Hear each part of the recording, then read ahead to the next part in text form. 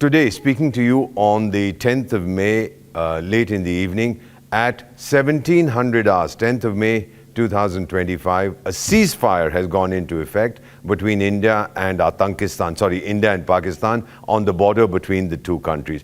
Pakistan called the Director General of Military Operations of India at 15:35 hours earlier this afternoon. It was agreed between them that both sides would stop all firing and military action on land and in the air and sea with effect from 1700 hours Indian Standard Time today. Instructions have been given on both sides to give effect to this understanding. The Directors General of Military Operations will talk again on the 12th of May at 1200 hours. Now, I'd like to explain to you why. President Donald Trump has tweeted that, well, thank you very much. I was in touch with both governments and they've agreed to a ceasefire, and I was very happy that this happened, thereby indirectly claiming credit. The US Secretary of State also spoke to leaders on both sides. In Pakistan, he spoke to the military chief because he knows that the government there is totally meaningless. It's an unelected, undemocratic government. If anything has to be done, it has to be with the military. Effectively, the ceasefire is being implemented. Does it mean a peace deal? Not at all. India's foreign minister, India's external affairs minister has tweeted that yes, we have this ceasefire, we are going to stop, the big guns will stop booming.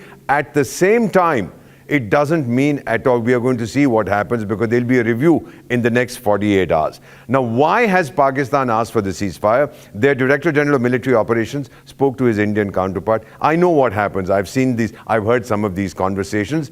He would have said, look, let's stop. And our chap would probably have said, you started it, you stop. We said, all right, I'll tell our fellows to stop fighting. We said, if you stop fighting, we will reciprocate. Second, Pakistan has suffered enormous losses. They've been telling lies. Their television networks are what I would call the cartoon networks, where they tell their fellows, we've done this, we've done this. We flew one of our planes and it downed 5,000 Indian fighter planes. We don't even have 5,000 Indian fighter planes, but they've been feeding snake oil to their people. Pakistan ने यह claim किया कि उसने अपने JF-17 से हमारे S-400 व BrahMos missile base को नुकसान पहुंचाया, जो कि बिल्कुल गलत है। दूसरा, उसका ये भी मिस इन्फॉर्मेशन कैंपेन था कि हमारी एयरफील्ड जो कि सिरसा, जम्मू, पठानकोट, बठिंडा, नलिया और भुज में है, ये उसका मिस इन्फॉर्मेशन भी बहुत गलत है। Third and most important, I believe, and I'm saying this with some background, China has probably fired the Pakistanis and said, who told you to use our aircraft and our missiles? Those hadn't been tested in battle.